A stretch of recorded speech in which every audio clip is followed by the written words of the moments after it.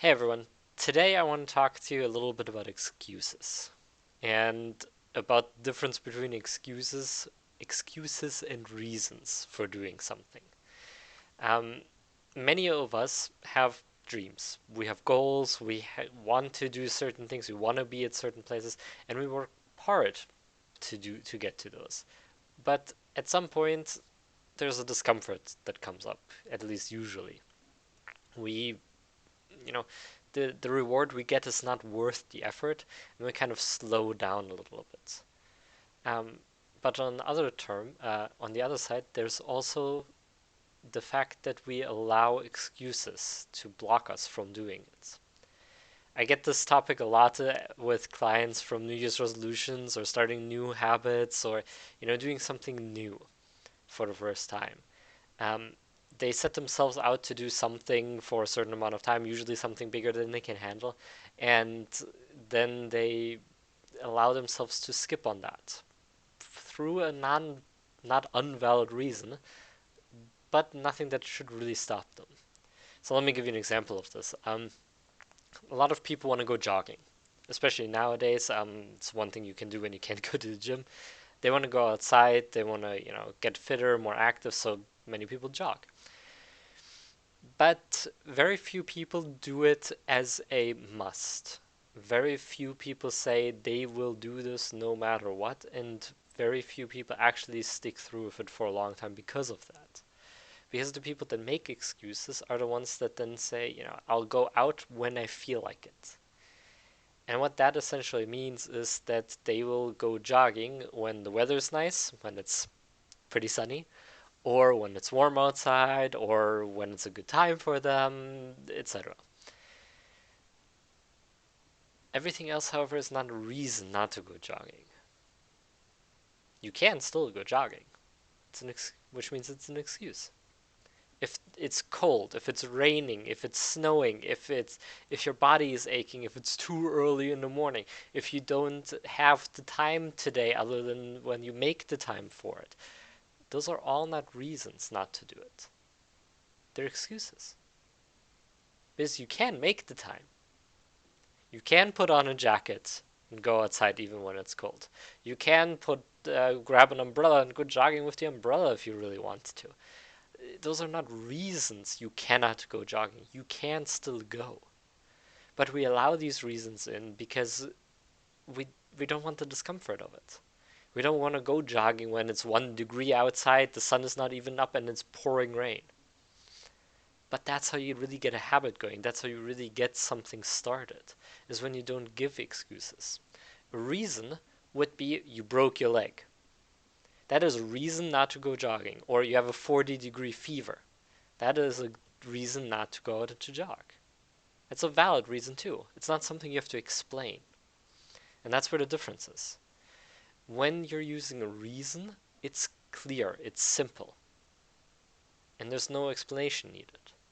When it's an excuse, you you have this internal chatter in your head.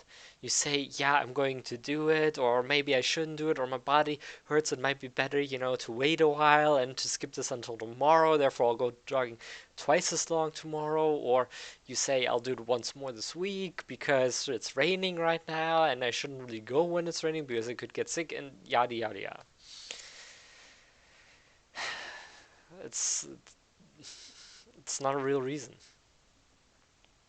And when you allow these excuses in, what happens is that you have more of them.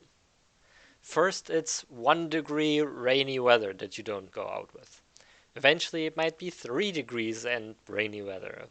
A little while after that, 10 degrees and lightly misty weather. Then you only go out when it's actually sunny. Then you only go out when it's sunny and a certain temperature. And before you know it, you go jogging maybe once a month because you reasoned all the other days away. And that is what stops people from reaching their own success. They come up with these excuses and label them as reasons for not doing what they need to do. You have stories, on the other hand, of successful people, like, for instance, Elon Musk, who worked, what, 16-hour days and slept on the couch in the office, and did that for 6 or 7 days out of the week for a couple months or years. You see pictures of him with, like, the little bald spot here, where he probably overworked himself. Um, and you have many other places and people that do the same. People that, like Eminem, who worked a job at, I think it was a fast food place, and then still did rapping and did his songs, and still did writing outside of that. Did them afterwards, did them in the night, did them in his free time.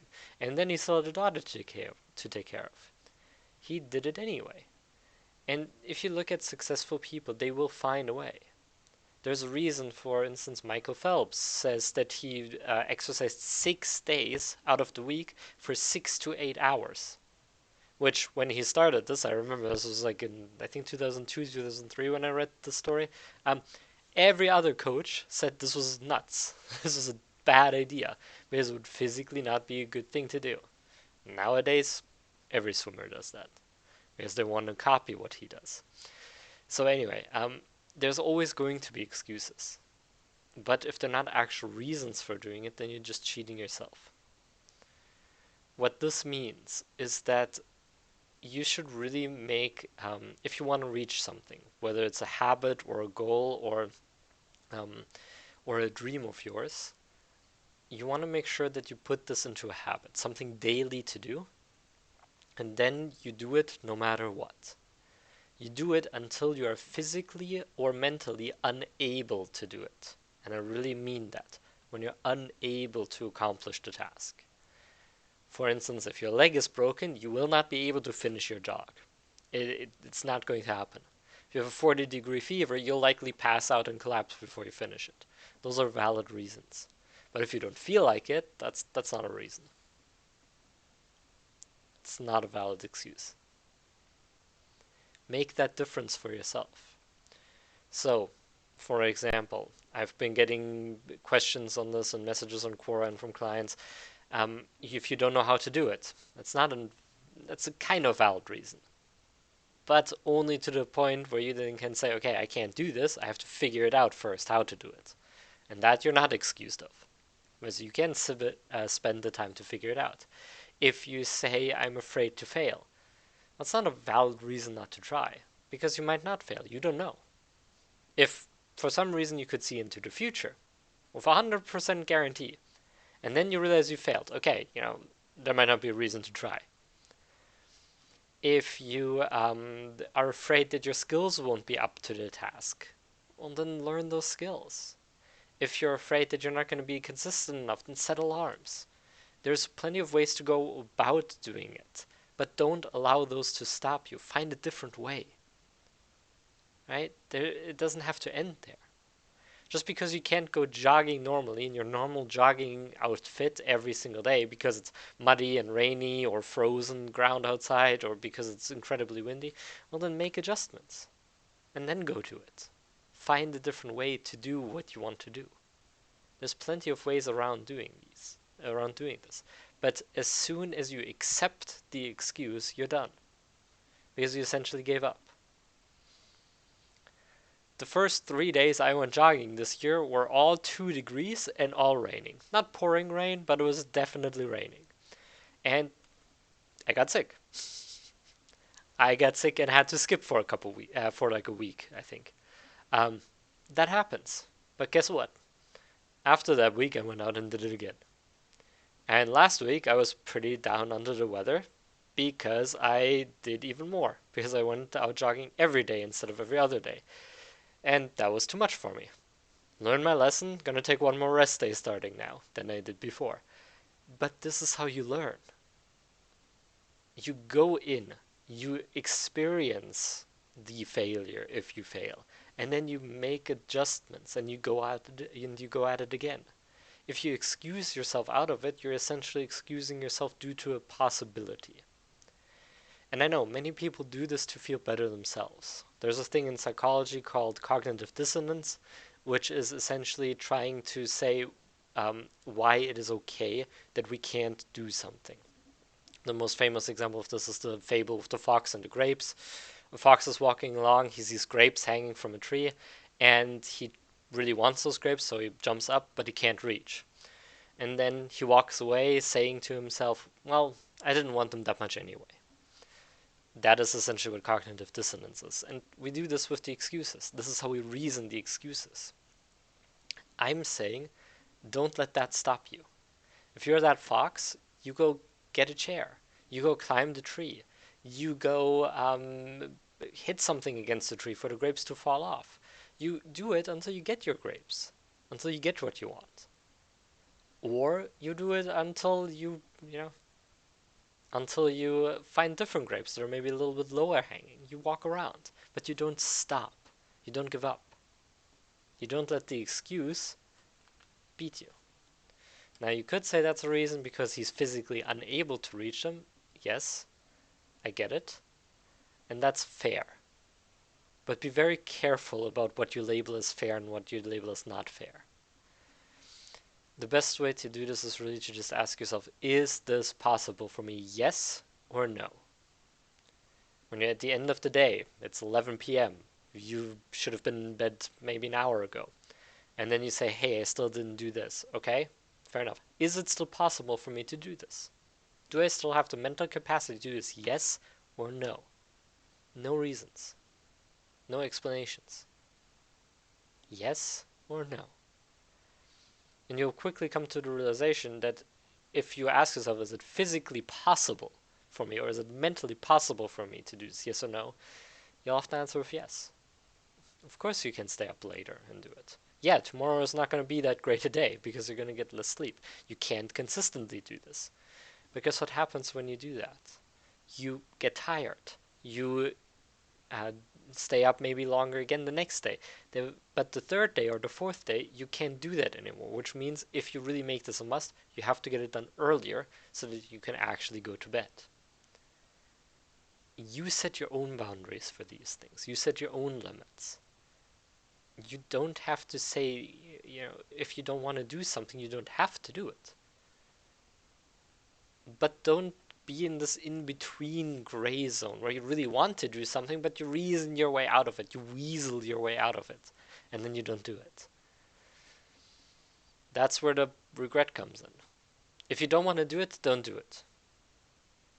End of the story. But other than that, if you do want to do it, find a way. Find a reason to do it. Because just as there are always excuses not to do it, there's always excuses to do it too. There's always something you can say.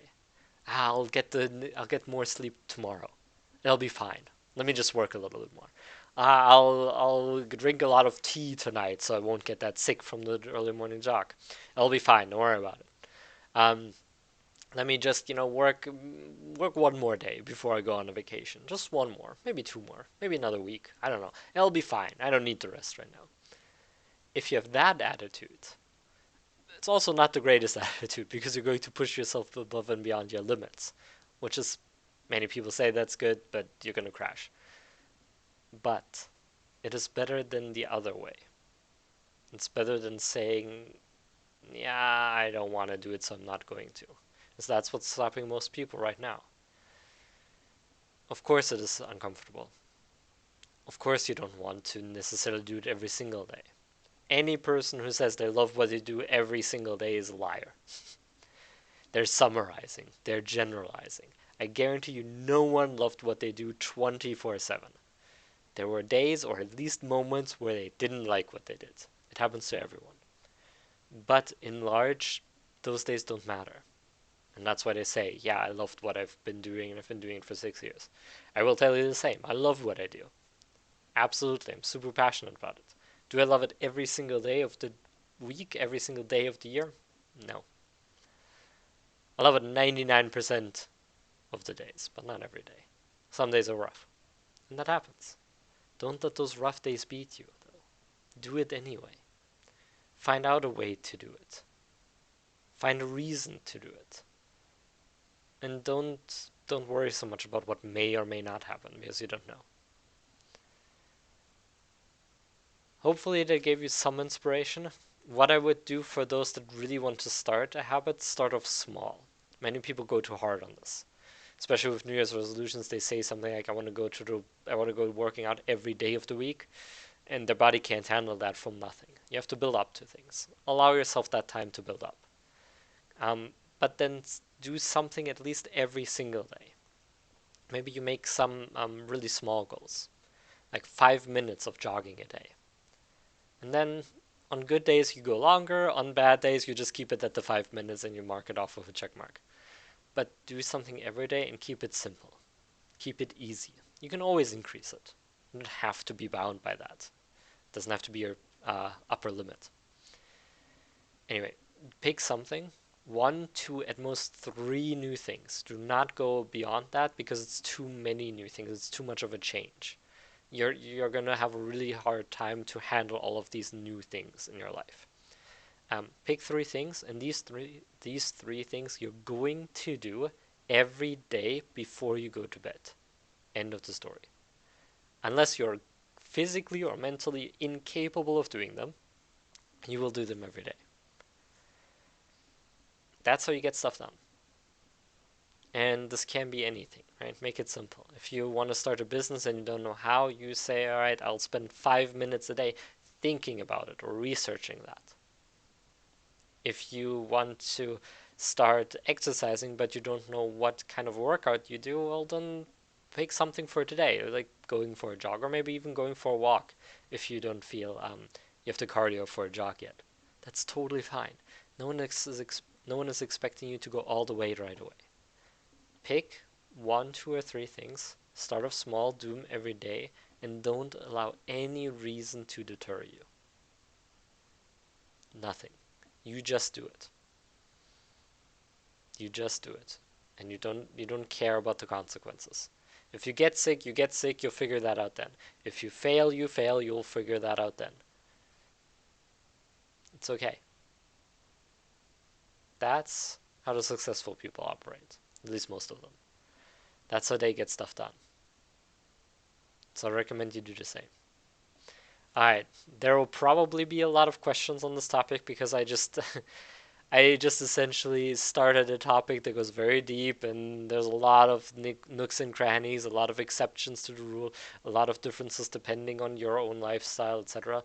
So please write those in the comments below and I will get to answer all of them. If I think they're worth a video, I will make a video on them. But I hope this gave you some help. I hope you got something out of this and I hope you'll take it to heart and pick at least one thing you're going to do every day. Because that one thing makes a huge amount of a difference, even in a short period of time. Alright, have a great week, everyone, and see you in the next video.